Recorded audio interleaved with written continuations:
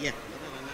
Baik, karena niat kita malam ini adalah untuk menuntut ilmu, dan Imam Syafi'i berkata ilmu itu harus diikat. Sudah ada siapkan pulpen dan alat tulisnya, silakan dikeluarkan, atau silakan dikeluarkan handphonenya dulu, kemudian dimatikan, biar kita fokus dalam mencatat apa yang disampaikan oleh guru kita, kemudian kita amalkan. Setuju untuk handphonenya tidak diaktifkan dulu ya. Ada yang tahu tema malam ini? Tunjuk tangan. Ada yang nggak tahu? Apa? Tanda orang baik. Tapi hadiah nanti ya. Pertanyaan dari Ustadz, kalau pertanyaan dari saya. Dapat Ustadz? Enggak dapat. Dapat, oh dapat. Masya Allah, antum beruntung, Masya Allah. Ustadz bilang antum dapat hadiah. Baik.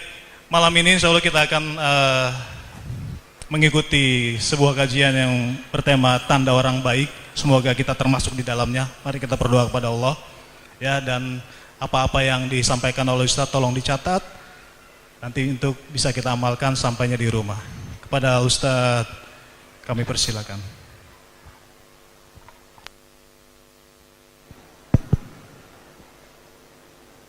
Assalamualaikum warahmatullahi wabarakatuh.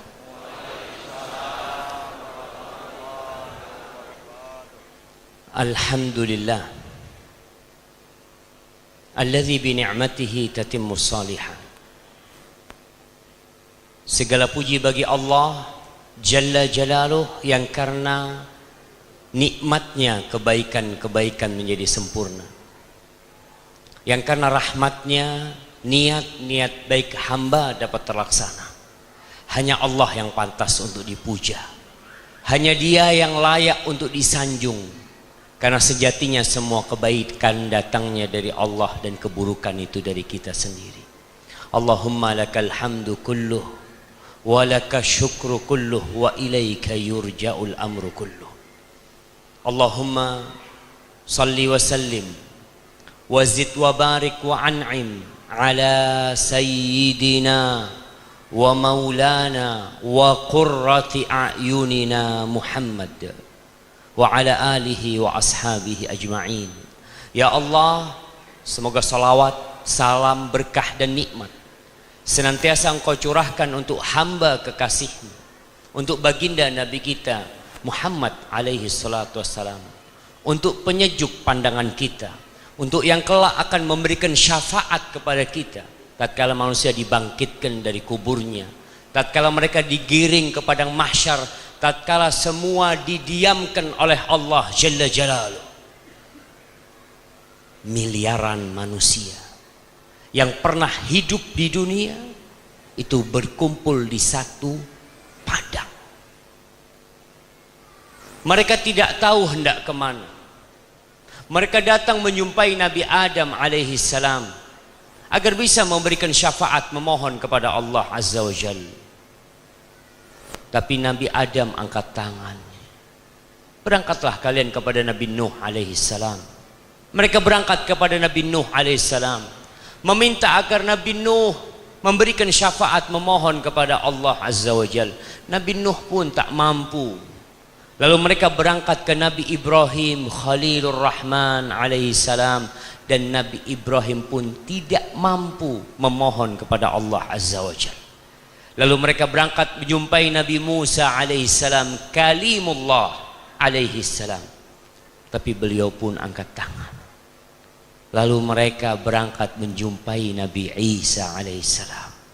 Kata Nabi Isa, kalian berangkat menjumpai Muhammad sallallahu alaihi wasallam, abdun ghafarallahu lahu ma taqaddama min dhanbihi wa ma ta'akhkhar. Hamba. Nabi kita alaihi salatu wasallam adalah hamba Allah yang paling sempurna penghambaan. Sehingga Nabi Isa tatkala menyuruh umat manusia menjumpai Nabi Muhammad alaihi salatu wasallam, beliau sebut dengan gelar yang paling agung, yaitu hamba Allah Azza wa Jalla, yang sudah diampuni dosa-dosa dia yang masa lalu dan yang akan datang. tatkala umat manusia datang menjumpai Rasulullah sallallahu alaihi wasallam, Nabi kita mengatakan ana laha, itu milikku syafaat itu. Maka jamaah rahimakumullah, berapa kali antum bersalawat buat Nabi alaihi salatu wassalam? Yang mengaku umatnya Muhammad sallallahu alaihi wasallam, buktikan.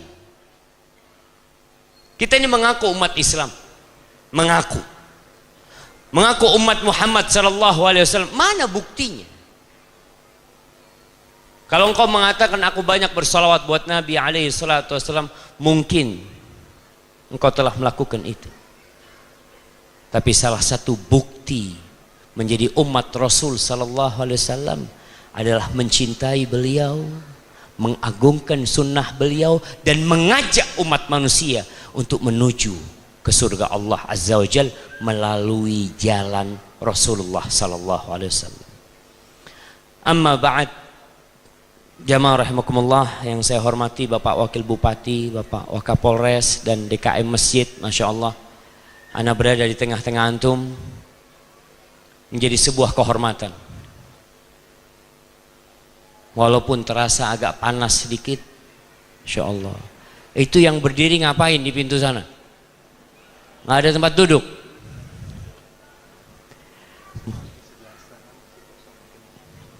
Nah, yang mau duduk di sebelah kanan masih banyak yang kosong sebenarnya. Yang mau duduk.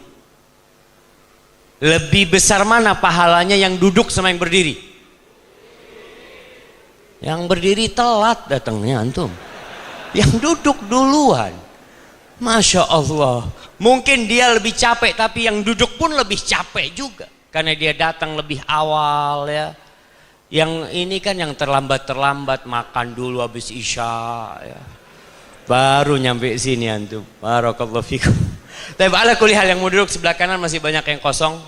Tapi kayaknya nggak bisa lewat dalam, harus muter. Taib ahibati fillah. Kita semua sama. Antum yang di bawah dengan yang di atas sini sama, nggak ada bedanya. Apa sebenarnya yang membedakan kita? Kita semua tercipta dari air mani yang hina, dari tanah yang bercampur dengan air. Rasulullah sallallahu alaihi wasallam ketika haji wada pada tanggal 9 Arafah, 9 Dzulhijjah, tahun ke-10 Hijriah, beliau berpidato di padang Arafah mengatakan, ala kullukum min Adam wa Adam min turab. Kalian ingat semua, kalian semua ini adalah anak keturunan Adam, dan Adam tercipta dari tanah. La fadla li Arabin ala a'jami wala li a'jamin ala Arabi. Orang Arab nggak lebih mulia daripada orang non Arab. Yang orang non Arab jangan berbangga diri, engkau pun tidak lebih mulia dari orang Arab. Wala aswad ala abyad. Yang hitam tidak lebih mulia daripada yang putih, dan yang putih tidak lebih baik daripada yang hitam. Karena akhir-akhir ini mulai ada rasisme yang nggak bagus. Orang Sumatera jangan merasa lebih baik daripada orang Jawa. Orang Jawa tidak lebih baik daripada orang Papua. Orang Papua tidak lebih baik daripada orang Bugis. Semuanya sama. Ketika antum berjalan, ada hujan yang turun, kemudian ada genangan air yang bercampur dengan tanah menjadi lumpur, kemudian antum menginjak, antum ambil bekas sandal antum. Antum lihat lumpur di sandal antum yang antum colek untuk dikeluarin, itu bahan dasar kita. Sama. Lalu apa yang membedakan? Illa bittaqwa. Inna akramakum indallah atqakum. Yang paling mulia di antara kalian adalah yang paling bertakwa. Bukan yang di atas mimbar lebih mulia daripada yang duduk. Bukan yang menjadi pejabat lebih mulia daripada rakyat. Semuanya sama. Inilah agama kita Islam yang tidak membeda-bedakan. Kita sama-sama manusia yang diperintahkan untuk mengabdi kepada Allah Azza wa Jalla. Tapi kalau kita bicara yang paling mulia, yang paling bertakwa, gimana kita jadi orang yang paling bertakwa? Apa sih tandanya orang baik gitu? Apakah yang penampilannya pakai baju putih itu orang baik? Apakah yang pakai kopiah putih itu lebih baik daripada yang kopiahnya hitam? Apa sebenarnya? Yang kaya lebih baik daripada yang miskin? Enggak juga. Malam ini anak akan membacakan beberapa hadis Nabi alaihi salatu wasalam yang menunjukkan orang yang baik. Sehingga pulang dari kajian ini antum bisa bercermin, anak masuk baik apa enggak sih? Kalau pura-pura baik banyak. Apakah antum pikir semua yang duduk di masjid ini hari ini semuanya orang baik? Wallahu a'lam. Ada yang datang kajian cuma mau melihat handphone yang ketinggalan. Ada yang mencopet, ada. Ada yang mau mencuri, ya. Seharusnya tidak ada, seharusnya. Tapi subhanallah, di majlis Nabi Muhammad SAW, bayangkan. Siapa yang berceramah? Rasulullah SAW. Kepada siapa? Sahabat-sahabat Nabi. Di situ ada Abu Bakar, di situ ada Umar, di situ ada Uthman, di situ ada Ali bin Abi Thalib radhiyallahu taala anhum. Di tengah-tengah mereka di masjid Rasulullah sallallahu alaihi wasallam ada manusia-manusia yang berhak mendapatkan kerak api neraka. Orang-orang munafikin. Masya Allah. Dikasih tahu orang munafik dia rame-rame jemaah. Nah, orang-orang munafik itu musang berbulu ayam, serigala berbulu domba, berada di barisan umat Islam, tapi dia sedang ingin menghancurkan umat Islam. Wa idza qila lahum aminu kama amanan nas. Kalau dikatakan kepada orang-orang itu, berimanlah kalian seperti berimannya para sahabat Nabi, apa kata mereka? Anu'minu kama amanas sufaha. Kita disuruh beriman seperti berimannya orang-orang bodoh itu. Allahu Akbar. Mereka menganggap orang yang beriman seperti imannya para sahabat Nabi, yang menjalankan Islam seperti Islamnya Rasulullah SAW, orang bodoh, ketinggalan zaman, kolot. Ala innahum humus sufaha walakin la ya'lamun. Mereka itu orang-orang bodoh kata Allah, tapi mereka tidak sadar. Antum kalau lihat orang munafik, kalau bicara penampilan orang munafik, apa kata Allah? Wa idza ra'aitahum tu'jibuka ajsamuhum wa in yaqulu tasma' liqaulihim. Kalau engkau melihat orang munafik, engkau takjub dengan penampilannya, gagah seperti orang baik. Kalau bicara engkau akan dengar, karena lisannya manis ketika bicara, tapi mereka berada di keraknya api neraka. Na'udzubillah min dzalik. Maka supaya kita tidak menjadi orang yang casingnya baik, menjadi orang yang penampilannya doang yang baik, tapi dalamnya buruk, coba kita lihat sabda-sabda Rasul SAW. Dalam hadis yang diriwayatkan Imam Tabrani dari Abu Hurairah radhiyallahu anhu, Rasulullah sallallahu alaihi wasallam mengatakan, al-mu'min ya'laf wa yu'laf. Orang beriman itu humble, sederhana orangnya, mudah bergaul, nggak kaku. Itu orang yang beriman. Wala khaira fi man la ya'laf wa la yu'laf. Nggak ada baiknya. Ingat, nggak ada baiknya orang yang tidak pandai bergaul, yang kaku dalam pergaulan. Orang yang berteman sama dia nggak lama udah menjauh dari dia. Orangnya kasar kadangkala, suka suudzon sama saudaranya. Lalu Nabi SAW mengatakan, wa khairun nas anfa'uhum linnas.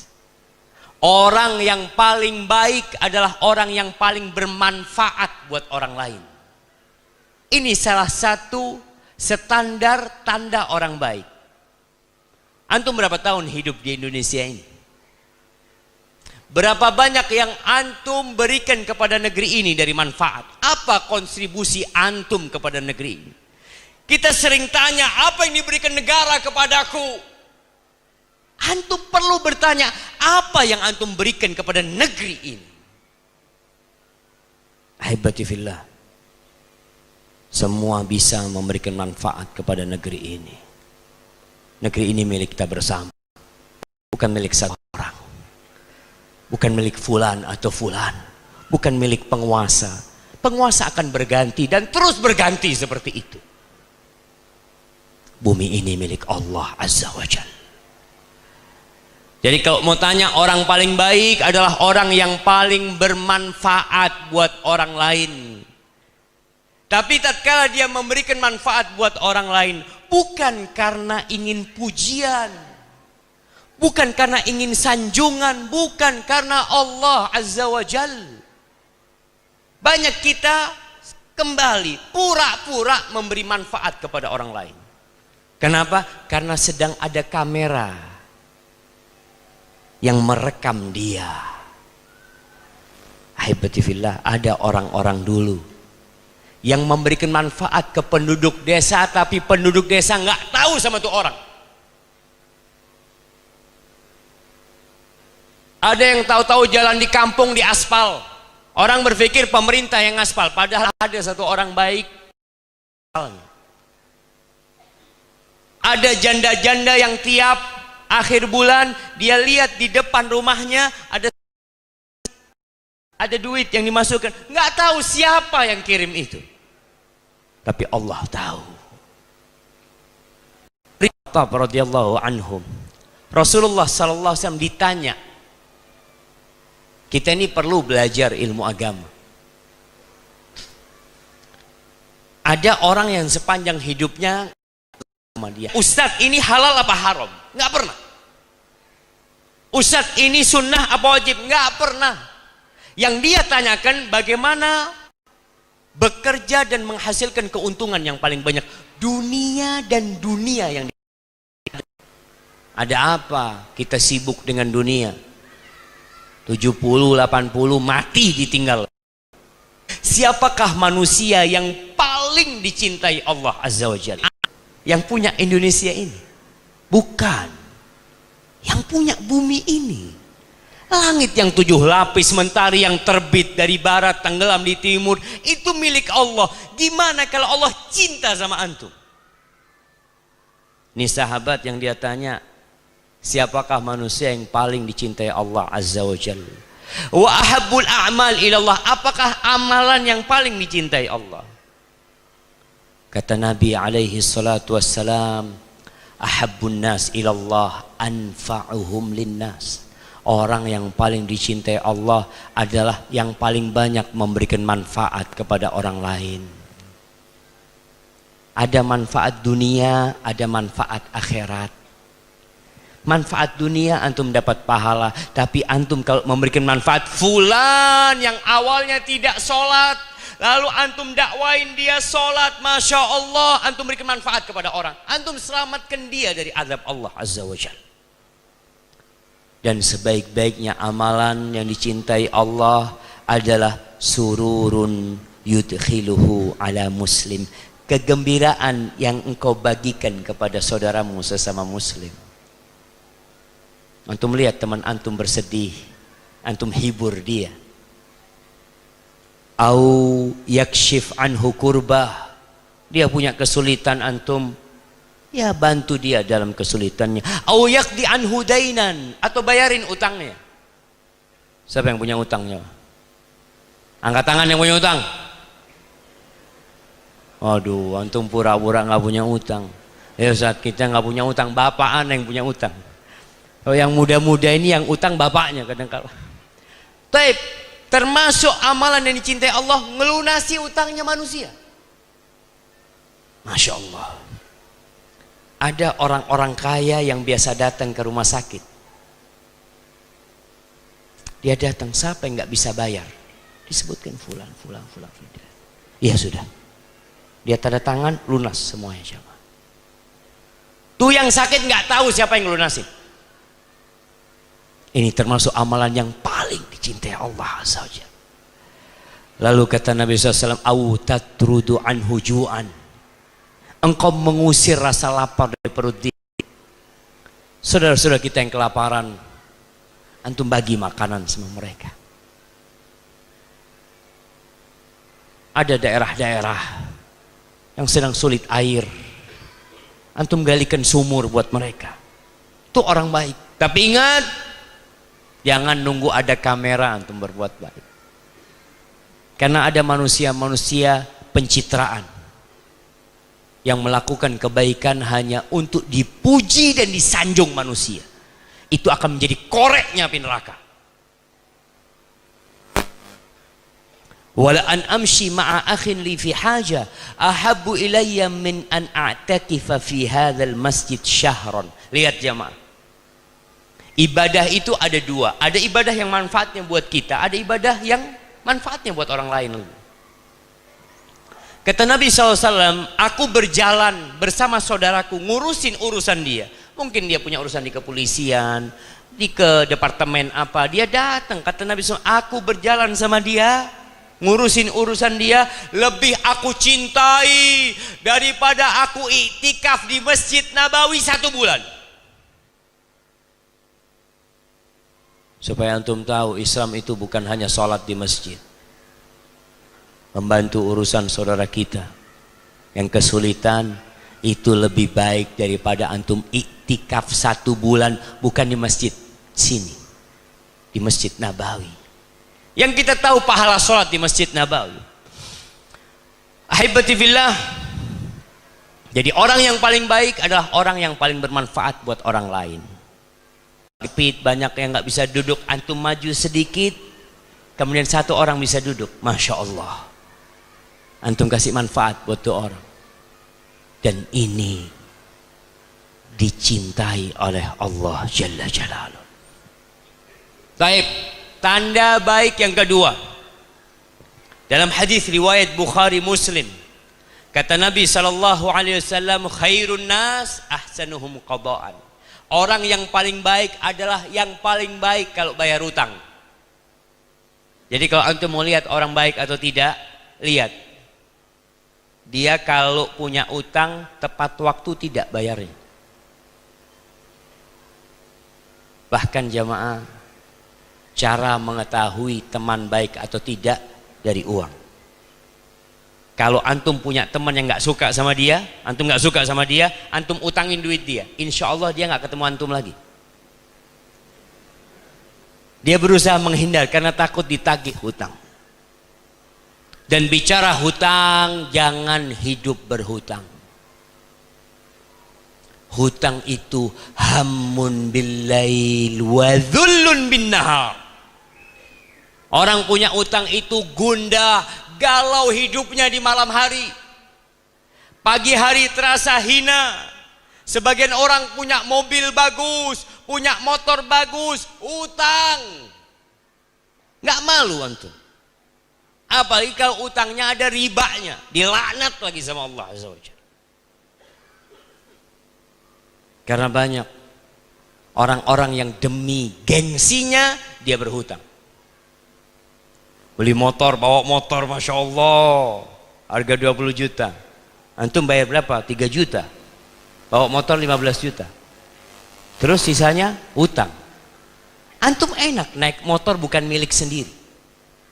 Bangga dengan apa yang tidak antum miliki. Memalukan jamaah. Antum beli motor 3 juta, dapat motor 3 juta jamaah. Dapat enggak? Dapatlah 3 juta. Mungkin pakai bensin campur dorong kadang-kadang. Tapi dapat. Antum masya Allah naik motor 3 juta itu nggak takut dicuri maling. Antum parkir, kontaknya masih nempel, antum tenang, bahagia antum jamaah. Dan itu milik antum sendiri, milik antum sendiri. Antum tidak berhutang. Rasulullah SAW berlindung dari hutang. Beliau mengatakan, Allahumma Inni a'udzubika minal ma'thami wal maghram. Ya Allah, aku berlindung kepadamu dari dosa dan hutang. Antum pikir hutang itu tidak berdosa? Enggak, awalnya enggak berdosa, tapi mengantarkan kepada dosa. Bagaimana hutang mengantarkan ke dosa? Siapa yang tahu? Ya. Yang pertama bohong. Bohong gimana? Contoh lah, antum gimana waktu itu bohongnya? Nah, gimana bohongnya? Contoh. Punya alasan, ibu saya sakit, ini itu, ibunya dijual. Padahal ibunya sudah mati. Ada cuma, betul. Masya Allah, kasih hadiahnya jemaah. Kirim ke belakang. Hutang itu mengantarkan kepada janji, dan janjinya palsu. Ngomong insya Allah anda bayar utang pekan depan, insya Allah ada fulus, padahal nggak ada fulus dia. Tapi kalau dia nggak ngomong gitu, nggak diutangin, dia berbohong. Dan orang yang menunda-nunda pembayaran hutang itu orang buruk. Jadi nggak usah antum, kalau ini yang akhwat yang perempuan mau cari pasangan hidup, mau tahu akhlak calon suaminya itu, lihat di hutang. Kalau suaminya suka berhutang, jangan mau dapat suami kayak gitu. Kalau lihat, tanya di kantor, kenal sama fulan? Iya fulan ini Masya Allah, dia punya utang sama ana 2 tahun nggak bayar-bayar. Jangan. Jadi ukuran tanda orang baik, sebelum waktunya dia sudah ngelunasin. Dan Masya Allah ditambahin lagi, riba itu kalau ada akad, utang 1 juta bayar 1.100.000, itu riba. Tapi kalau antum nggak ada akad, Masya Allah, antum punya utang sama anak 1 juta, antum bayar, Ustaz, alhamdulillah anak punya rezeki, anak bayar 10 juta Ustaz, alhamdulillah, jazakallah khair. Antum besok utang lagi, anak kasih lagi ya. Jadi sejatinya orang yang paling baik adalah yang paling baik dalam penelunasan hutangnya. Dan kita lihat di negeri kita jemaah, Allahu Akbar, kenapa banyak orang tidak mau menghutangi? Karena banyak kejadian-kejadian orang-orang yang tidak bayar utang. Baik, dalam urusan muamalat yang paling baik melunasi hutang dialah orang yang paling baik. Baik, yang ketiga, tanda orang baik. Kata Nabi sallallahu alaihi wasallam dalam hadis yang diriwayatkan oleh Tahawi dan Al-Hakim, beliau mengatakan, khairukum man at'amat ta'am. Kata Nabi alaihi salatu wasallam, orang terbaik yang di antara kalian adalah yang suka berbagi makanan. Suka mentraktir temannya. Masya Allah. Kalau lagi masak di rumah, dibagiin tetangga-tetangganya, itu orang baik. Kenapa? Kalau antum sholat, manfaatnya siapa yang merasakan? Antum sendiri. Karena ada di antara kita yang rajin sholat ke masjid, Masya Allah, azan ke masjid, tapi nggak pernah berbagi dengan tetangganya. Ada yang tiap tahun berangkat umroh, bahkan setahun 2 kali berangkat umroh, tapi tidak pernah berbagi makanan dengan tetangganya. Banyak. Maka tolong antum tunjukkan keindahan Islam ini. Buktikan kepada mereka bahwa Islam itu datang rahmatan lil alamin. Antum punya rezeki, uang dari safar, belilah apa yang bisa dibagi. Rumah yang paling murah apa di sini jamaah? Kerupuk. Bagikan ke tetangga. Wallahi jamaah, hadiah itu menumbuh. Makanya kita nih kadang kala dianggap jahat atau sesat karena kita kurang baik sama tetangga. Dulu ada pernyataan dari salah satu anggota kepolisian yang mengatakan, hati-hati, tanda-tanda teroris ini rumahnya ngontrak terus tertutup. Antum yang rumahnya ngontrak, hati-hati. Antum perlu baik sama tetangga. Tetangga mau masuk rumah, fadol. Antum punya rezeki makan bareng ke rumah, masya Allah. Dan ketika antum berbagi makanan, nih ada satu kondisi di negeri kita yang juga membuat kita ya prihatin. Undakan pernikahan, walimah. Biasanya yang diundang tuh orang kaya. Kalau pejabat yang punya acara pernikahan, yang diundang sesama pejabat. Bahkan yang datang harus pakai sepatu. Apa kata Nabi sallallahu alaihi wasallam? Ana izin minum dulu jamaah.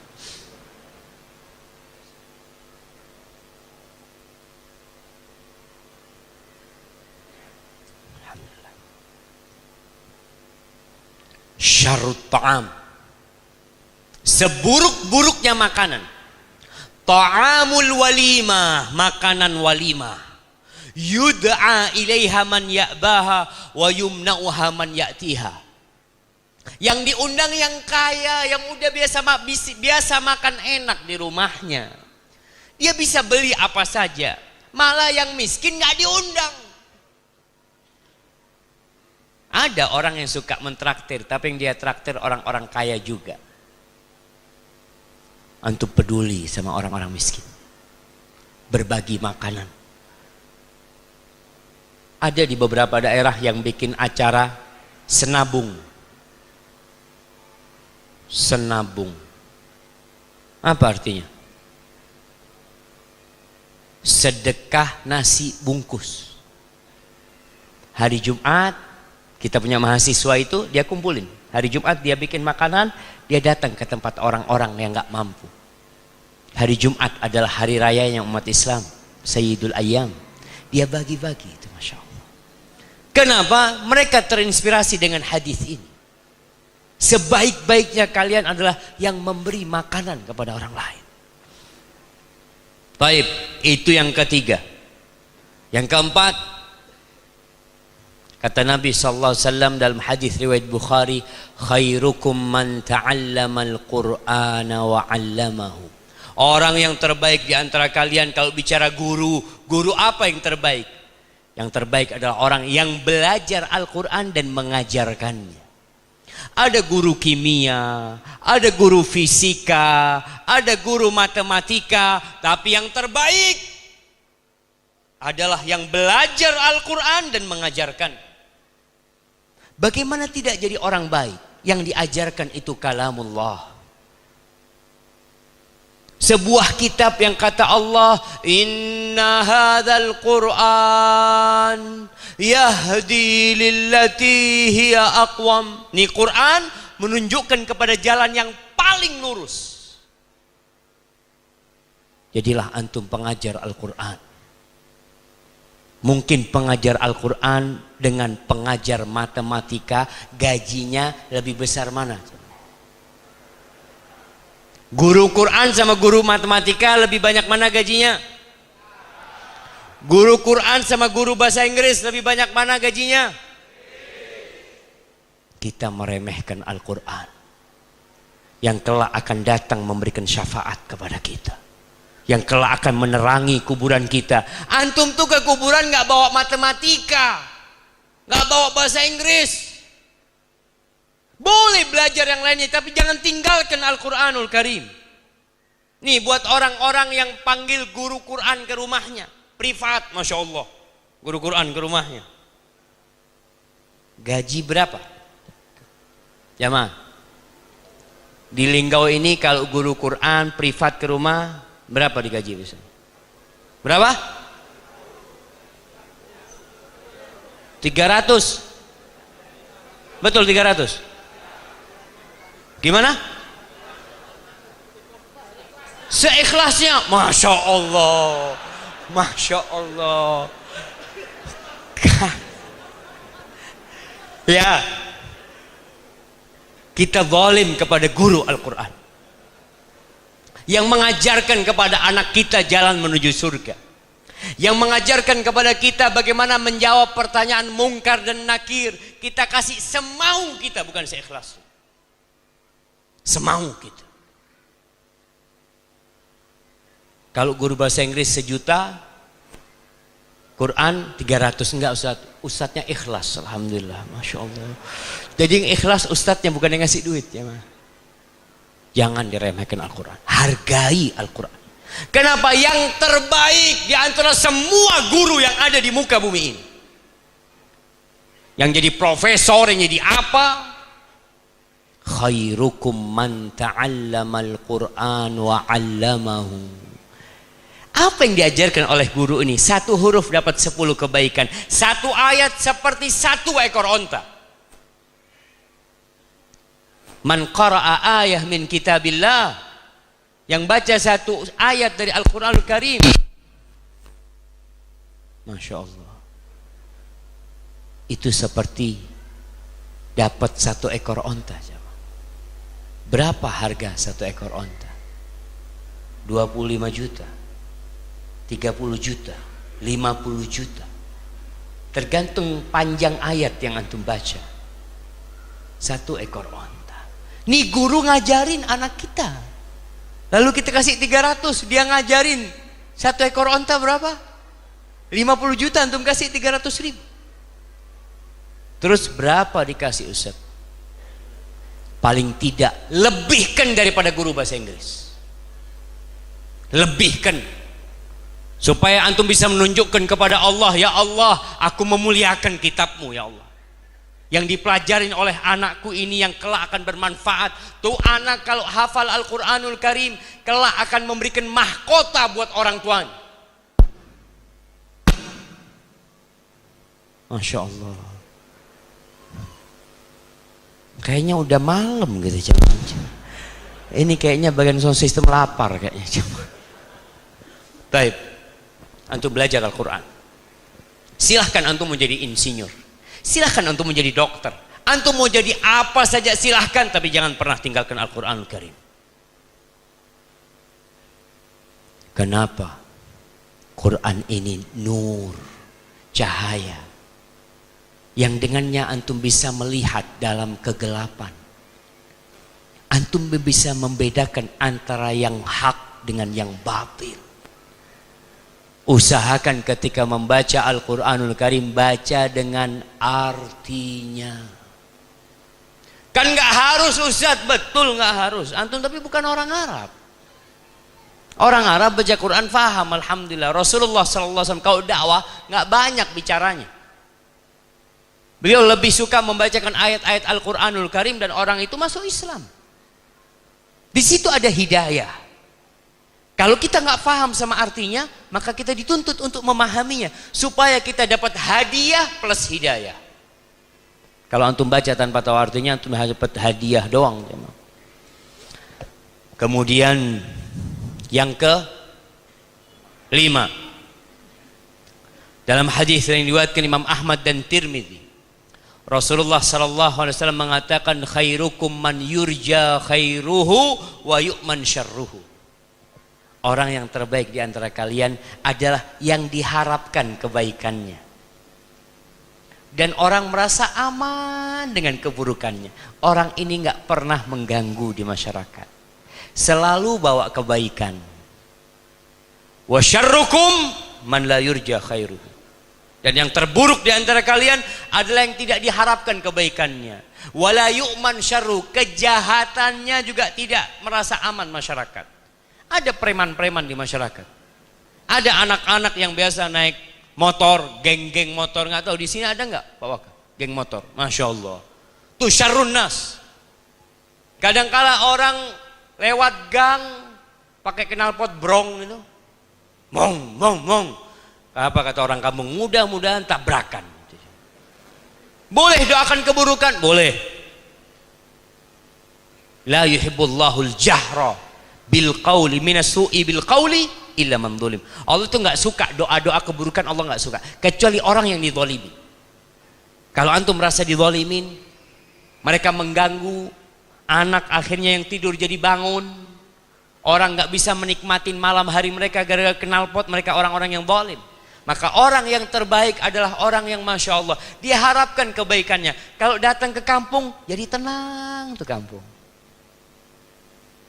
Dia tidak pernah mengganggu tetangganya, tidak pernah mengganggu sohibnya, Selalu membawa kebaikan.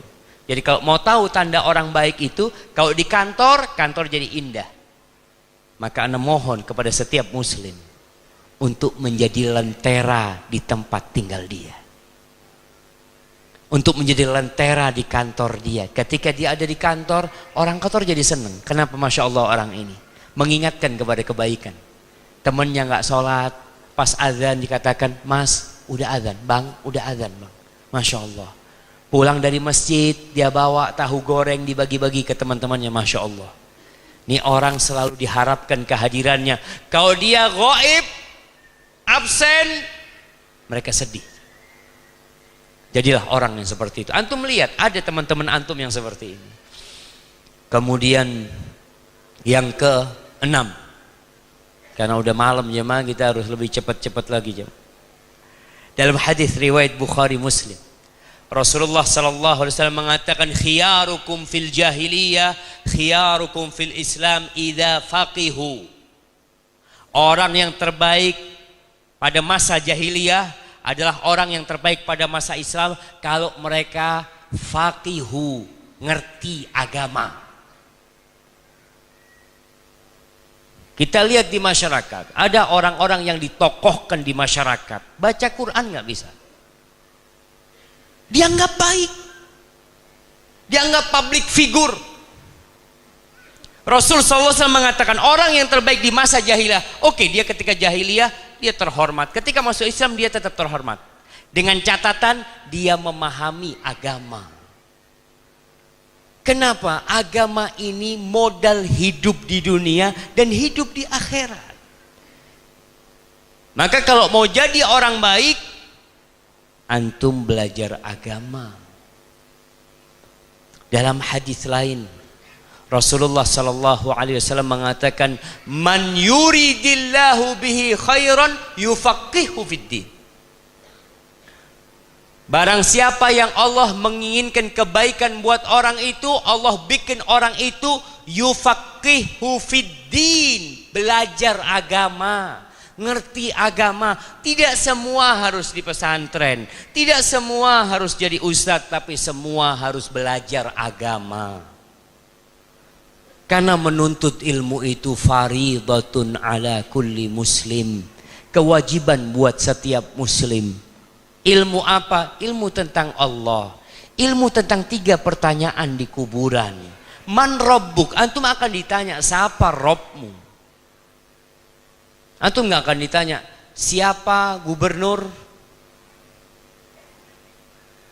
siapa presiden, siapa orang yang mendapatkan Nobel di dunia ini.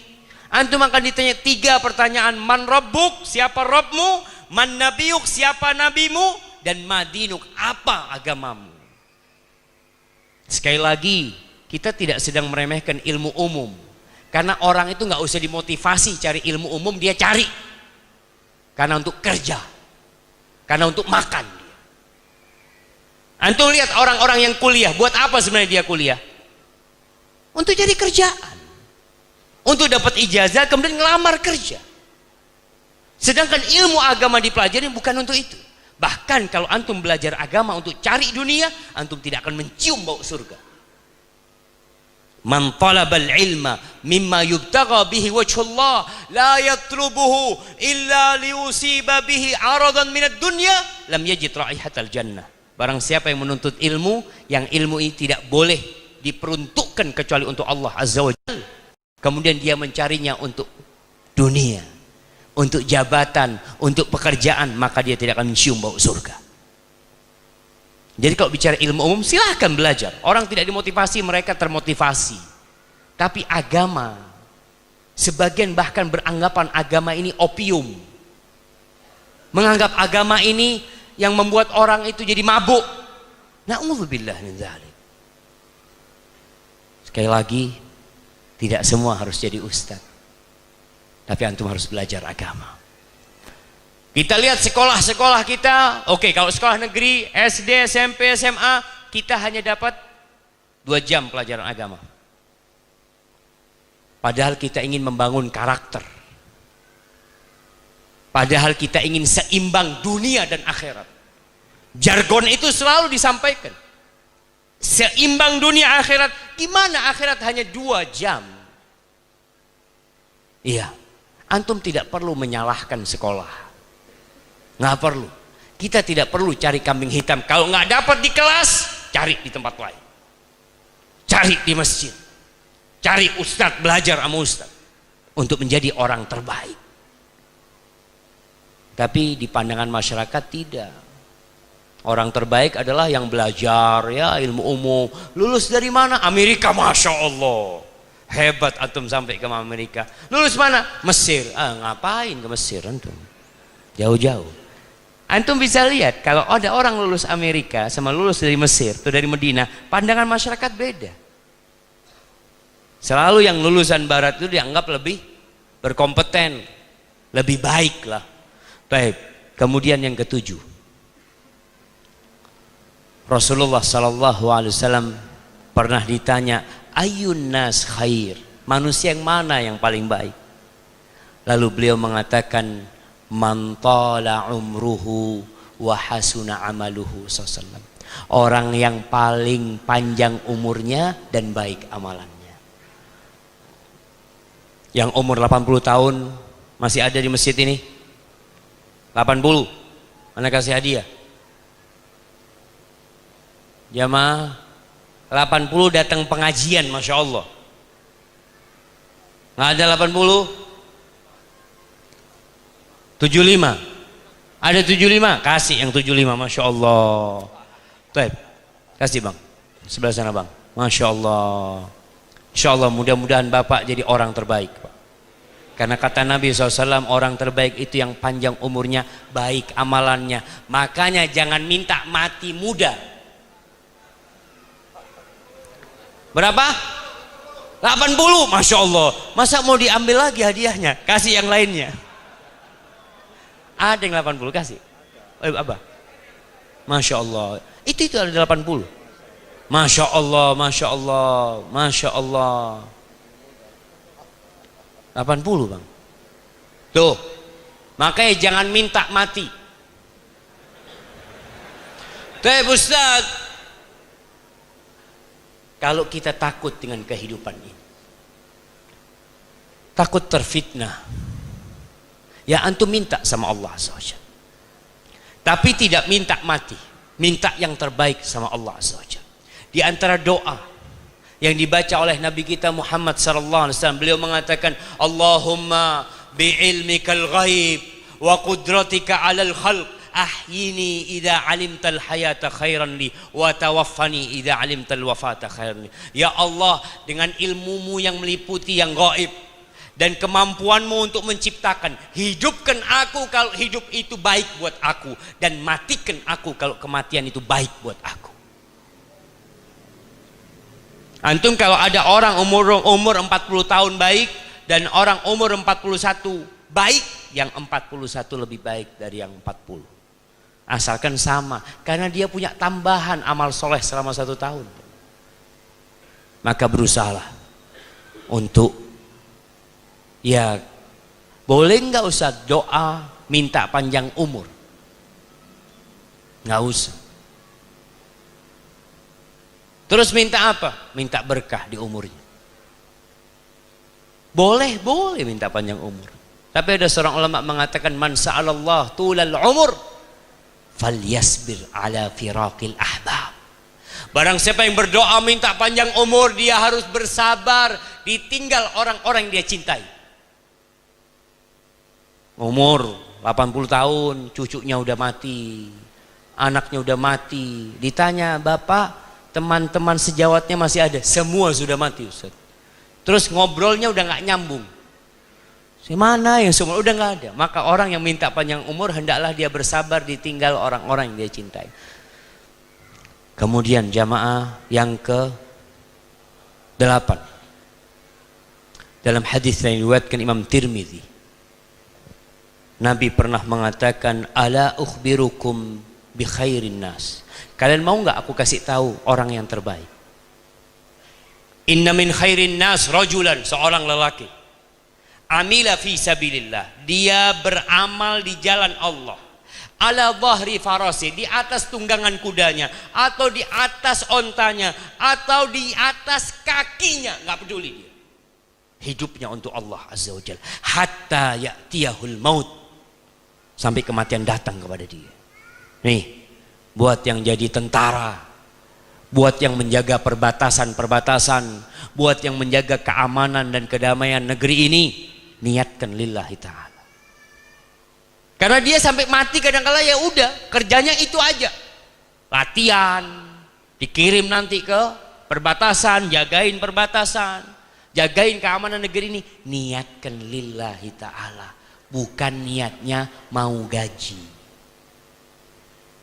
Karena sebagian orang ditanya, antum kenapa kok mau dipindah kemana-mana? Ya sudah, Ustaz, tuntutan kerjaan, Ustaz.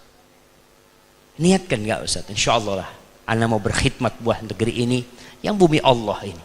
Semoga ana bisa menjadi orang terbaik. Nah, sepanjang hidupnya lillahi ta'ala. Baik, kemudian yang sebelum yang terakhir, jemaah, masih banyak sebenarnya, tapi ini untuk keluarga. Kata Nabi sallallahu alaihi wasallam, khairukum khairukum li ahli. Orang yang terbaik di antara kalian adalah yang paling baik sama keluarganya. Khairukum li nisaihi, yang paling baik sama istri-istrinya. Haibati fillah, kalau jadi orang baik di depan mimbar, di depan sini, itu mudah. Ana bisa menjaga karakter ana selama 2-3 jam, antum tidak akan tahu karakter asli ana. Bisa. Orang bisa bertopeng di luar rumahnya, tapi dalam rumah nggak bisa. Makanya kalau mau tanya orang itu baik atau tidak, tanya sama istrinya. Makanya ana dulu sudah usulkan waktu sama Kapolres yang di Lubuk Linggau dulu, ana usulkan dulu ada namanya SKKB, Surat Keterangan Kelakuan Baik. Itu seharusnya ada tanda tangan istri di sana.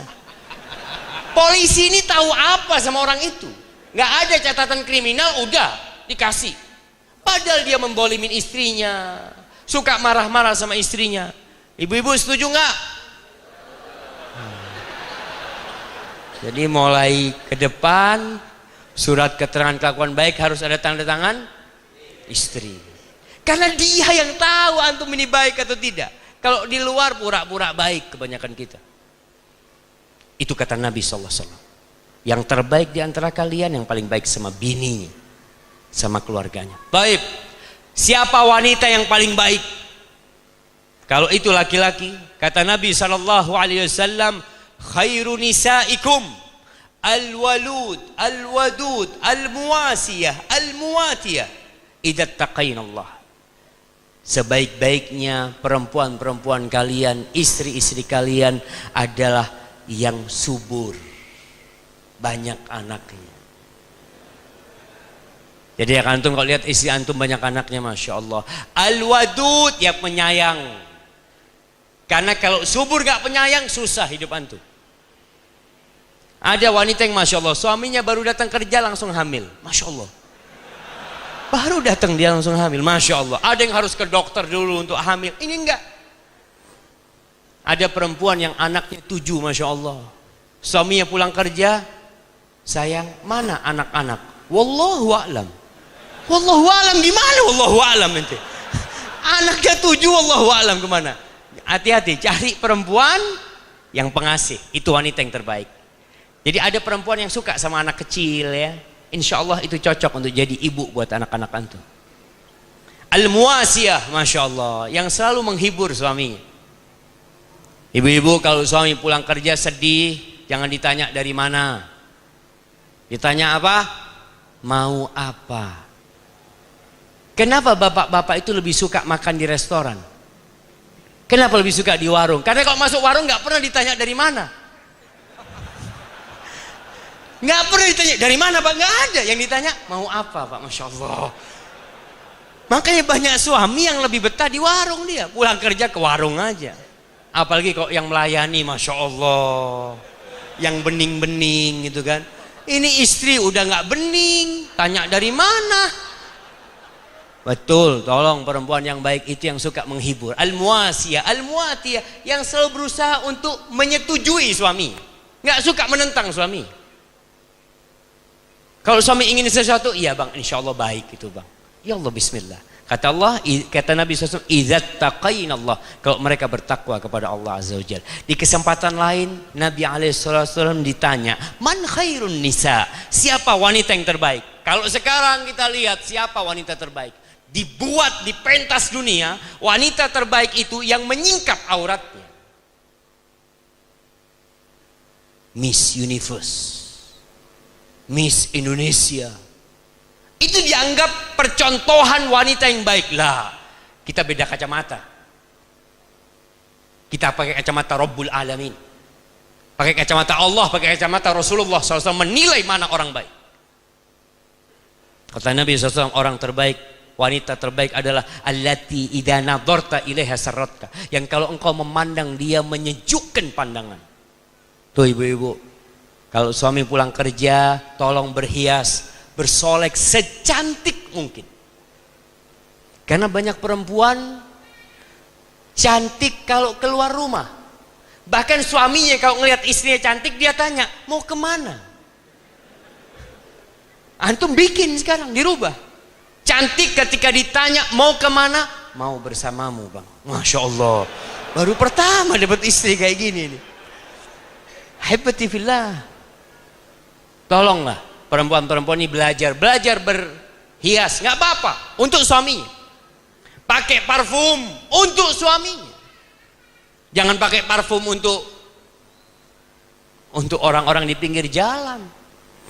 Ayyuma imra'atin, dalam hadis riwayat Ahmad, ayyuma imra'atin ista'tarat famarrat ala qaumin liyajidu rihaha fahiya zaniyah. Perempuan mana saja yang pakai parfum kemudian keluar rumah sehingga aromanya tercium oleh lelaki-lelaki di pinggir jalan sana, fahiya zaniyah, itu pezina perempuan. Jangan dianggap tuh orang baik, mungkin kacamata orang baik, tapi kacamata Nabi SAW la. Maka tolong cantik buat suaminya. Wa idza amartaha ata'atka, kalau disuruh taat, patuh. Ibu-ibu kalau disuruh sama suaminya jangan pernah menolak. Suruh apa aja selama perintahnya tidak bertentangan dengan perintah Allah. Selama perintahnya tidak bertentangan dengan fitrah dia. Kalau suami mengatakan kepada istrinya, istriku, ini lagi musim hujan, bocor tuh genteng, kamu naik ke atas sana. Ibu-ibu naik apa enggak? Oh enggak. Iya, jangan naik, nanti jatuh. Karena bertentangan dengan fitrahnya. Iya, bapak-bapak tolong tahu diri. Nah, kalau diajak keranjang sama suaminya nggak pernah nolak. Sampai kata Nabi SAW, wa in kana ala qatab, walaupun istri sedang di atas kendaraan. Kalau ada perempuan lagi naik motor mungkin ya, lagi mau nganter anaknya sekolah, lalu suami dari dalam rumah gini-gini, sini, nganter anak sekolah, apa ke suami? Libur hari itu anak sekolah. Bener jamaah. Wa in kana ala qatab, bismillah. Kenapa? Kalau anak itu bayi kecil mungkin nangis sebentar. Tapi kalau bapaknya bayi besar nih, nangis ribut satu kampung nanti. Sudah, bismillah, matikan. Pulang ke rumahnya. Nah, itu wanita yang baik. Itu wanita yang baik. Yang kalau suaminya datang kerja selalu ada di rumahnya menyambut suaminya. Wa idza ghibta anha, kalau suaminya sedang keluar rumah, mungkin sedang dinas, dia keluar kota, sedang tidak ada di rumah, wanita ini tidak pernah memasukkan laki-laki ke dalam rumah. Hafizatka fi malika wa farja, dia jaga kehormatan dirinya, dia jaga harta suaminya. Itu wanita yang baik. Jamaah, antum belum ngantuk jamaah? Masya Allah. Anel sebagian sudah mulai baca doa bismikallahumma ya. Ada yang sudah mau tidur, masya Allah. Tapi kayaknya anak cukupkan di sini, kita masuk ke sesi tanya jawab. Mungkin masya Allah. Ini pertanyaannya. Kita sampai subuh kayaknya jamaah.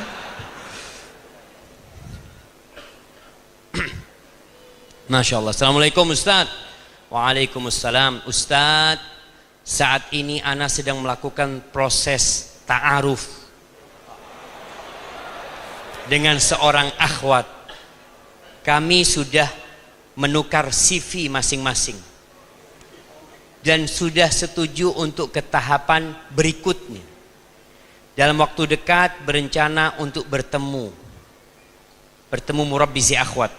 Tapi ana saat ini terkendala biaya pernikahan. Karena uang yang ana punya sekarang masih jauh dari kata cukup. Bagaimana solusinya? Ya jangan kawin dulu antum. Gak cukup, astagfirullah. Apakah ana harus terus maju atau mundur? Takut pihak akhwat tidak bisa terima kondisi saya. Taib ahibati fillah. Rasulullah sallallahu alaihi wasallam mengatakan, "Ya ma'syarasy syabab, man istata'a minkumul ba'a falyatazawwaj." Wahai kaula muda, siapa yang memiliki kemampuan di antara kalian segera menikah, punya kemampuan. Kemampuan apa? Yang pertama cukup duitnya buat nikah. Kalau nggak cukup ya mau gimana antum? Puasa. Tapi begini, buat yang ta'aruf, buat yang mau menikah, tukar menukar CV itu hanya memberikan informasi 55%. 45% antum harus cari sendiri dari pihak lain. Kalau cuma ketemu dia ngobrol ya udah sama dengan CV itu nggak berubah. Tapi antum perlu tanya sama sohibnya, sama temannya, bagaimana sebenarnya fulanah ini. Begitu pula yang akhwat tanya, bagaimana fulan ini. Kalau perlu antum bayar orang untuk menyelidikin, nggak apa-apa. Antum datang ke kepolisian, ada intel, tolong selidikin. Ada mungkin bisa bantu yang mau nikah. Iya, antum bayar, nggak ada masalah jamaah. Supaya jelas-jelas antum itu menikahin seorang yang sesuai kriterianya. Kalau hanya melihat CV, melihat wajah, itu hanya penampilan. Antum perlu tahu dengan isi hatinya. Gimana tahu isi hatinya? Ya dengan perilaku dia nantinya. Kemudian kalau sekarang antum melihat takut tidak diterima oleh perempuan tersebut, dari awal antum kasih tahu. Jangan sampai antum menipu. Antum gimana? Insya Allah ana gaji tiap bulan ya 5 juta lah kalau dapat. Padahal antum nggak mampu. Maka antum perlu jelaskan. Kemudian yang kedua, carilah perempuan-perempuan yang keluarganya siap menerima antum apa adanya. Kalau bisa cari mertua yang bantu bayarin mahar, nggak apa-apa. Kalau nggak bayarin mahar, paling nggak antum bisa utang sama mertua. Boleh utang anaknya, boleh dalam Islam. Makanya kalau nikah, akad nikah itu mesti disebutkan tunai atau kredit. Antum bilang kredit istri ada, tapi nggak boleh riba. Nggak boleh riba kredit istri. Boleh kredit istri antum. Antum orang mertua ngomong, saya nikahkan anda dengan putri saya dengan mahar 50 juta tunai. Antum terima kredit. Tinggal lihat, diterima nggak? Kalau mertua yang nggak apa-apa kredit lah. Alhamdulillah kredit antum. Nanti setelah kredit, ketika sudah menikah, ngomong sama istri, tolonglah. Kalau bisa jangan diminta semuanya. Nggak apa-apa, nggak apa-apa. Kalau istri mengikhlaskan nggak apa-apa, jemaah.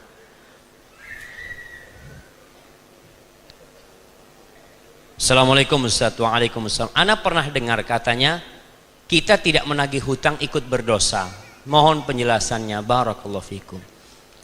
Berkaitan dengan hutang ini jamaah, Allah itu telah menetapkan dalam Al-Quranul Karim di surah Al-Baqarah, di ayat terpanjang dalam Al-Quran, untuk menuliskan hutang piutang. Jadi kalau bicara notaris, dari zaman Nabi Muhammad itu sudah ada profesi notaris. Allah mengatakan, ya ayyuhalladzina amanu idza tadayantum bidainin ila ajalin musamma faktubu. Kalau kalian berhutang yang ada tempo waktunya, tulis. Suruh tulis. Ada saksinya. Kenapa? Karena orang kadang-kala lupa. Terus gimana ini pertanyaannya tentang kita tidak menagih. Ada orang yang lupa. Kalau dia lupa, dia nggak dosa, nggak bayar utang. Antum ingat tapi antum tidak nagih, ya udah berarti antum mengikhlaskan. Karena kita sudah berdoa memohon kepada Allah, Rabbana la tu'akhizna in nasina au akhtana. Ya Allah, jangan engkau beri sanksi kepada kami kalau kami lupa ya Allah. Antum yang ingat wajib mengingatkan. Kalau antum tidak mengingatkan, ya udah dia nggak bayar utang sama antum. Seperti itu masalah. Tapi kalau antum memang sudah nggak mau menagih, ya udah biarin, ikhlaskan aja. Biasanya kita itu malu memang. Tapi kalau ada catatannya enak kita. Mas katanya mau bayar tanggal sekian. Ini catatannya. Kalau antum melihat orang-orang yang takut dia nggak lunasin utang, antum minta jaminan sama dia, boleh. Tapi jaminan bukan untuk dipakai. Nggak tahu di sini. Di beberapa daerah itu ada orang yang menggadaikan sawahnya. Sawahnya digarap oleh yang punya uang. Itu riba. Itu sawah cuma jaminan. Kalau nggak bisa bayar utang, baru sawahnya dijual, bukan digarap. Maka tolong kita perlu belajar fikih tentang utang piutang ini. Barakallahu fikum. Ustadz, ibu saya sedang sakit, tetapi menyempatkan datang kajian. Doakan ibu saya semoga dapat hidayah sunnah bagaimana cara berbakti kepada ortu dengan baik. Ustadz, Masya Allah nih jamaah. Alhamdulillah nih buat anak-anak yang belajar agama. Tolonglah antum jadi orang terbaik di dalam rumah antum. Dengan cara berbakti kepada orang tua yang semaksimal mungkin. Dengan cara apa? Apa saja yang bikin orang tua berbahagia. Antum pijetin kaki orang tua antum. Antum bikinin teh buat orang tua antum. Antum duduk di sebelah orang tua antum. Antum ngaji di sebelah orang tua antum. Rumah jadi indah ketika antum ada di rumah. Ibu sibuk masak, ibu udahlah istirahat bu, anak masakin hari ini ya. Sambil terus didoakan ibunya. Semoga ibunya bisa bersama anaknya masuk surga Allah Subhanahu wa taala. Barakallahu fikum.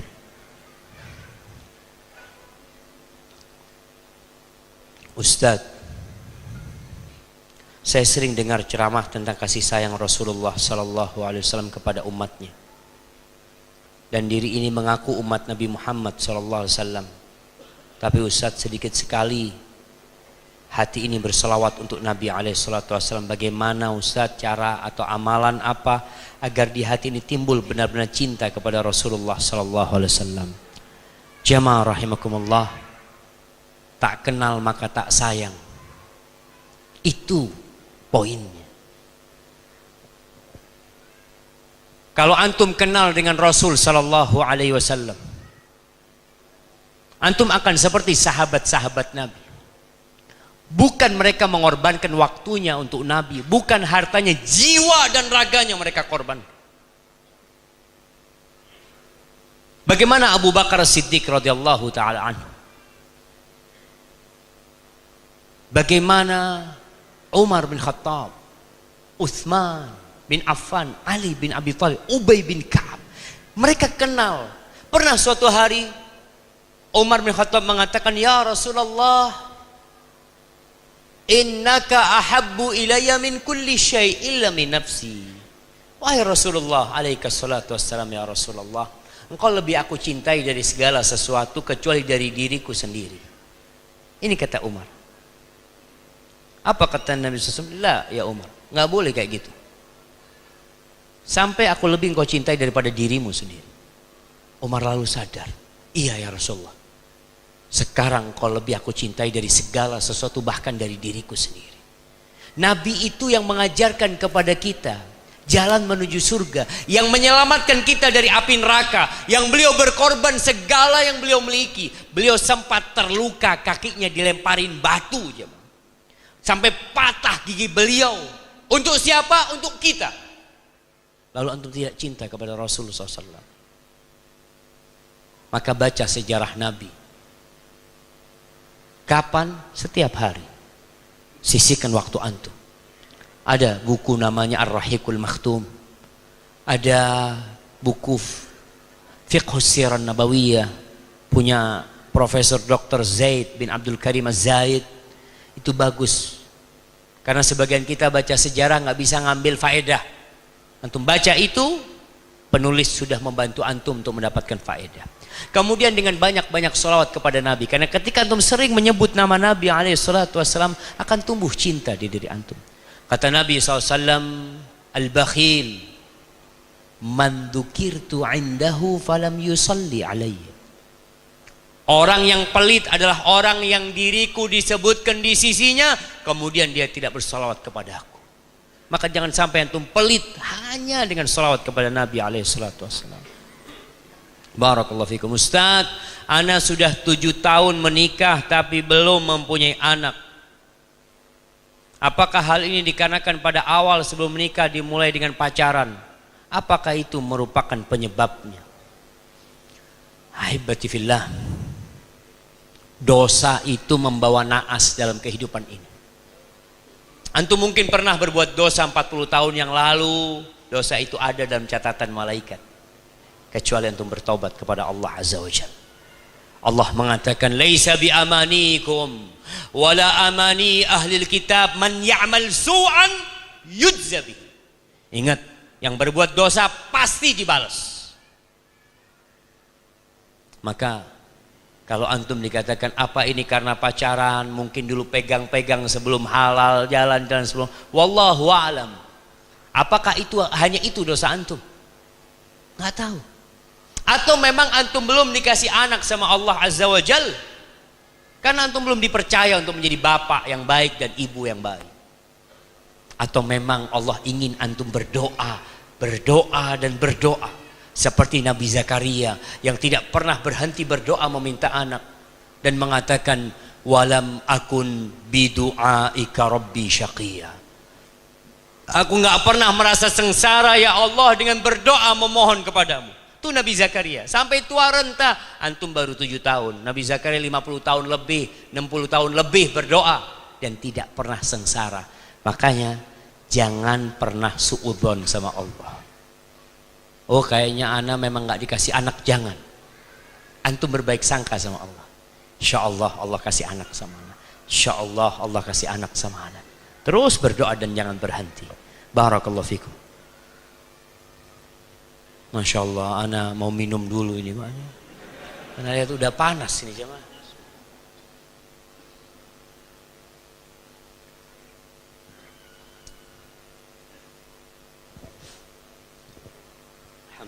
Ustadz, saya mau tanya, suami yang seperti apakah yang harus dipatuhi?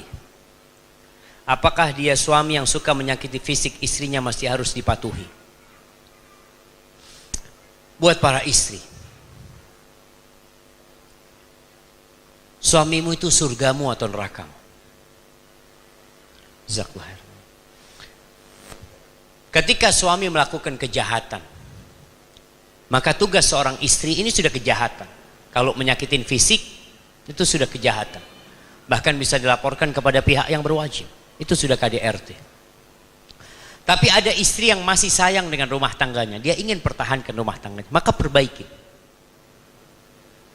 Bagaimana cara memperbaiki suami? Jazakallahu. Makasih banyak. Bagaimana cara memperbaiki suami? Masya Allah, suami ini manusia yang tercipta dari tanah. Yang tanah ini sebenarnya mudah untuk dibentuk. Tanah liat itu. Antum mau bikin panci jadi panci. Mau bikin dia tempat penggorengan jadi tempat penggorengan. Mau dibikin bata jadi bata. Mau dibikin lubang angin jadi lubang angin. Artinya dia mempunyai tabiat yang bisa dirubah. Bagaimana caranya istri menghadapi suami yang suka menyakitin fisiknya ini? Anti tahu kenapa dia menyakitin fisik anti. Kalau ternyata memang dia orang yang berpenyakit, suka nyakitin istrinya tanpa sebab, ya nanti gugat cerai. Kenapa harus dipertahankan? Rumah tangga itu untuk mendapatkan sakinah, mawaddah dan rahmah. Kalau tiap hari berantem tanpa sebab, maka nanti lebih baik mundur. Tapi kalau ada sebabnya, Ustaz, sebabnya remeh Ustaz. Apa sebabnya remeh? Ya kadangkala bajunya belum disetrika. Berarti anti tahu sebabnya. Terus solusinya mudah, anti setrika bajunya. Sebabnya dia marah kadang-kala Ustaz karena kopinya habis. Ada yang seperti itu. Padahal Anda sedang ngerawat anak Ustaz, Anda nggak sempat ngelihat kopi dia. Dia udah teriak-teriak, marah-marah, mukul Anda gara-gara kopi, Masya Allah. Mulai besok beli termos. Suami teriak kopi, hati datang. Ini bang, Masya Allah. Nggak jadi marah dia, langsung dia tuang. Kopi udah siap. Artinya apa yang membuat suami marah bikin dia nggak marah. Perempuan ini memiliki kekuatan yang tidak dimiliki oleh yang lainnya. Dia bisa menundukkan suami. Apalagi dia sudah bertahun-tahun tahu sama suami. Asalkan suaminya sholat 5 waktu. Dia orang yang baik, cuma dia punya tadi Ustaz perilaku yang nggak baiklah di beberapa hal. Lihatlah kepada kelebihannya dan kekurangannya diperbaiki. Tapi kalau anti merasa anak nggak bisa Ustaz taat sama suami kayak gini, sudah jangan dilanjutkan pernikahan itu. Ganti suami. Boleh ganti suami, boleh gugat cerai kalau ada sebabnya. Barakallahu fikum. Ustaz, ana berhijrah tapi ana masih merokok. Ada yang bilang makruh dan ada yang bilang haram. Jadi ana bingung mana yang benar Ustaz. Kalau memang haram bagaimana caranya agar bisa berhenti merokok? Allahu Akbar. Kalau bicara rokok ini jemaah, penyakit rokok ini. Dulu tulisan-tulisan iklan rokok itu selalu di bawah ditulis apa? Rokok membunuhmu. Makanya anak katakan pemerintah kita itu hampir mengharamkan rokok. Hampir mengharamkan rokok. Karena sejatinya bunuh diri itu dilarang dalam hukum pemerintahan kita. Kalau sudah tahu rokok membunuh kok masih dijual? Karena ada yang beli. Semua sepakat bahayanya rokok. Kita jangan bicara orang Islam, orang-orang kafir sana, yang mereka tidak beragama. Sebagai mereka nggak tahu ada Tuhan, ateis. Dokter-dokter itu mengatakan rokok ini berbahaya. Antum tahu di Singapura berapa harga rokok? Di Singapura tuh harga rokok kalau nggak salah 170.000 ya. Harga rokok yang dijual di Indonesia, yang harga 20.000 di sini 30.000. Kemudian orang yang merokok di tempat umum sekarang mulai dilarang, nggak boleh ngerokok di bus, nggak boleh ngerokok di kereta, di pesawat, sampai dikasih gambar tuh. Pesawat ini bebas asap rokok. Kenapa? Karena nggak bermanfaat, ganggu orang rokok itu. Kemudian sekarang mulai polisi sudah ada larangan merokok sambil berkendaraan. Iya kan? Mulai. Artinya memang ini harus dihilangkan jemaah. Rumah sakit paru-paru itu tempatnya para perokok. Tapi iklannya rokok gagah-gagah untuk jemaah. Antum lihat kalau iklan rokok, petinju, pegulat, loncat dari gunung. Bohong semuanya itu hoax itu. Makanya iklan rokok, Anda tanya sama teman, kenapa propaganda iklan itu kok mesti bohong kata dia? Kata dia, ya memang boleh Ustaz. Antum pernah beli mie instan yang ada ayamnya? Pernah beli? Antum kalau ngelihat ikannya mie instan, pakai ayam, telur, Masya Allah. Antum beli nggak ada apa-apanya. Cuma kayak gini. Nah, artinya ada unsur menipu. Maka kalau bicara rokok, sudahlah tinggalkan. Nggak ada gunanya. Dalam Islam itu ada sebuah kaidah. Karena ada orang yang marah ketika dikatakan rokok haram. Memang tadi sebagian ulama mengharamkan dan lebih condong kepada yang mengharamkan. Sebagian mengatakan makruh. Dan antum lihat, sebagian mengatakan, Ustaz, tolong tunjukkan dalam Al-Quranul Karim mana ayat tentang rokok. Waduh, susah ini kalau dapat orang pinter kayak gini. Tolong tunjukkan di Al-Quran kalau beras itu halal. Mana ada beras dalam Al-Quran? Tunjukkan. Nggak ada beras dalam Al-Quran Karim. Sebagaimana tidak ada rokok dalam Al-Quran Karim. Karena Rasul SAW tidak pernah makan beras selama hidupnya.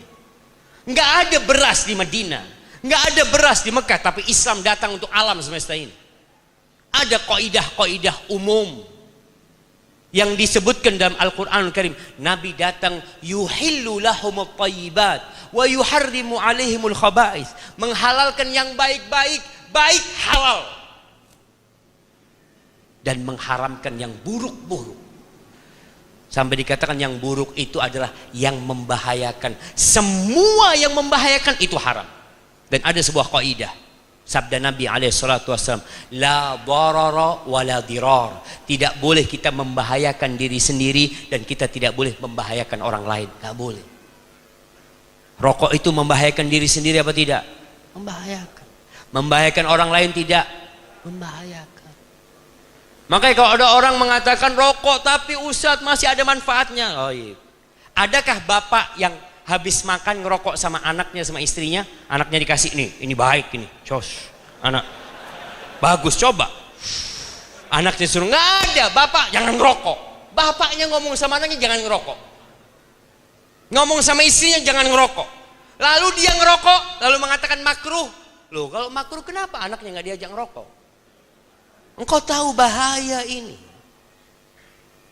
Maka tolonglah, yang masih mengatakan makruh, belajar lagi tentang rokok, manfaat dan bahayanya. Nah, barakallahu fikum. Masya Allah, Ustadz, bagaimana cara menghadapi orang yang selalu bilang kita lebay, berlebihan sok alim dalam beragama? Iya, sabar. Antum menghadapi orang yang melakukan tindakan buruk sama antum, dibully, dicaci, dimaki, Rasulullah SAW sudah lebih dahsyat dibully. Bukan hanya verbal, sampai kepada fisik beliau disakiti oleh kaumnya. Apa sih yang dikerjakan Nabi Muhammad SAW?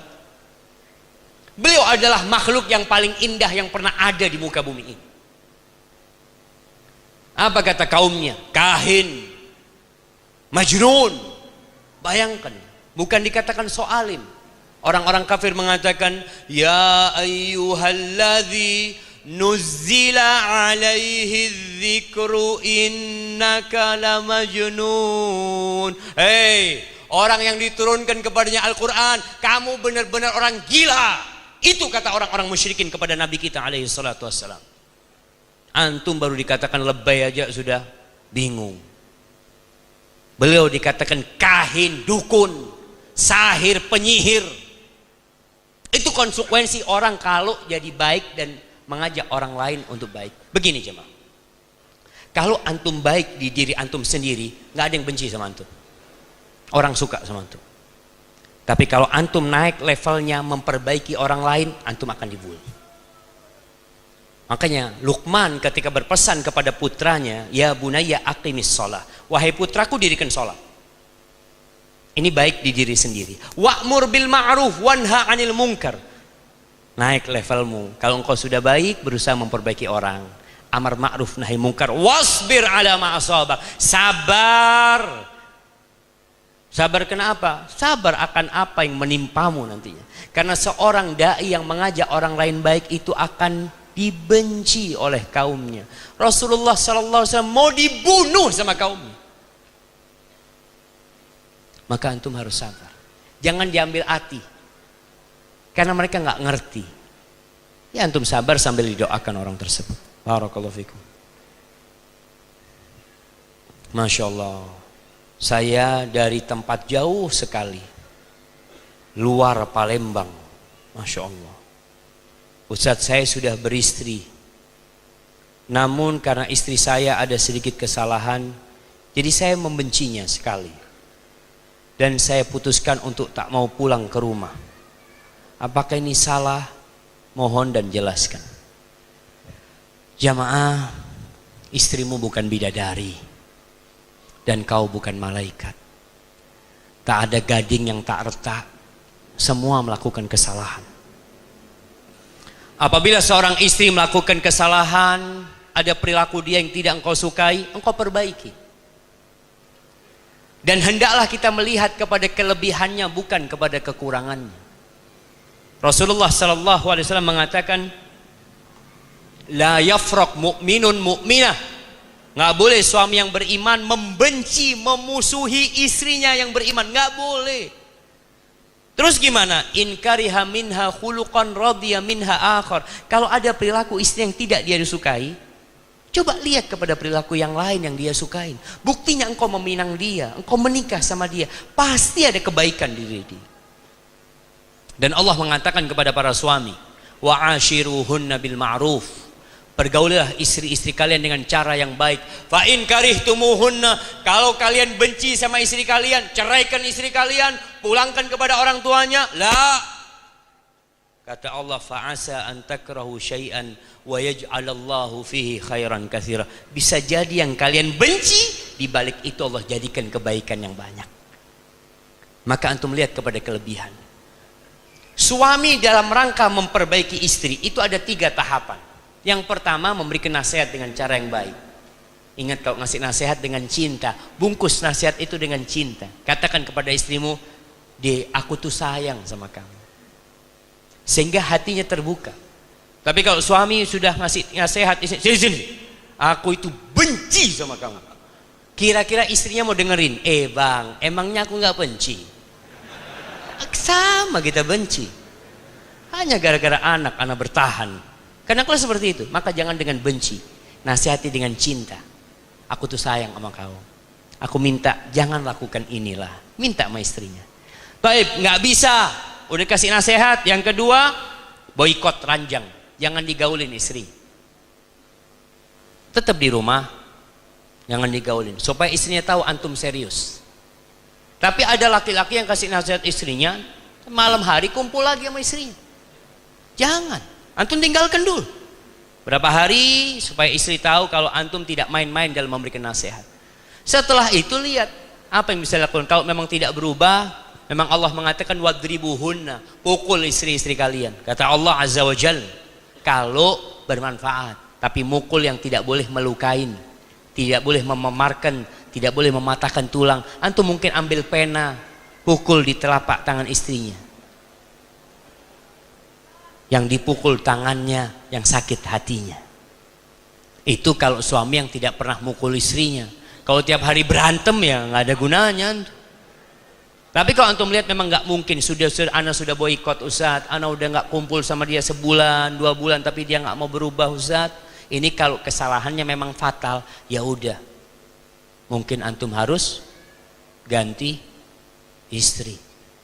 Nah, kalau memang tidak bisa diperbaiki. Barakallahu fikum. Ini pertanyaan terakhir jamaah. Udah malam jamaah. Assalamualaikum Ustaz, saya bekerja di bank konvensional. Tepat 10 Oktober ini saya berhenti bekerja di bank konvensional. Yang ingin saya tanyakan Pak Ustaz, bolehkah saya menggunakan hasil bagi saya untuk keperluan usaha saya? Kalau antum memang nggak ngerti tentang hukum bank itu, dan antum baru ngerti kemudian resign, nggak apa-apa, yuqarru alaihi, kata para ulama, harta yang kau dapat engkau pakai, nggak ada masalah untuk usahamu. Tapi kalau antum sudah tahu tapi antum tetap riba, maka antum lebih baik berlepas diri dari uang tersebut. Ahibati fillah, jangan meremehkan dosa riba. Jangan meremehkan dosa riba. Yang membuat sebuah negeri dimurkai Allah, salah satunya dosa riba. Yang paling ringan dosa riba ini ada 72 atau 73 derajatnya. Yang paling ringan mithlu ayyankihar rajul ummah, seperti anak menzinai ibunya sendiri. Orang kalau dikatakan antum berzina, enggak, na'udzubillah. Antum riba, iya. Antum tahu dosa riba lebih parah daripada berzina. Tapi kita meremehkan hal itu. Maka tolong mohon sama Allah, belajar lagi, menuntut ilmu. Jangan takut orang yang meninggalkan sesuatu karena Allah Azza wa Jalla. Allah yang punya bumi ini jamaah, Allah yang punya gunung-gunung emas, Allah yang bisa menurunkan air hujan, Allah yang memberikan makan kepada ikan-ikan di lautan. Barang siapa yang meninggalkan sesuatu karena Allah, awadahullah khairan min, Allah akan kasih ganti yang lebih baik dari itu. Dan buktikan antum meninggalkan itu karena Allah Azza wa Jalla. Hadza wallahu a'lam bishawab. Itu yang bisa ana sampaikan. Apabila yang ana sampaikan benar itu dari Allah Azza wa Jal, kalau ada yang salah dan kurang berkenan itu dari diri ana pribadi, Allah dan Rasul yang terbebaskan dari kesalahan itu. Ana mohon maaf yang sebesar-besarnya. Pada akhirnya ana ucapkan terima kasih kepada Bapak Wali Kota, Bapak Waka Polres dan DKM Masjid. Semoga Linggau menjadi Linggau yang berkah, yang diridhai oleh Allah Subhanahu wa taala. Assalamualaikum warahmatullahi wabarakatuh. Waalaikumsalam warahmatullahi wabarakatuh. Jazakallahu khairan atas segala nasihat ilmunya.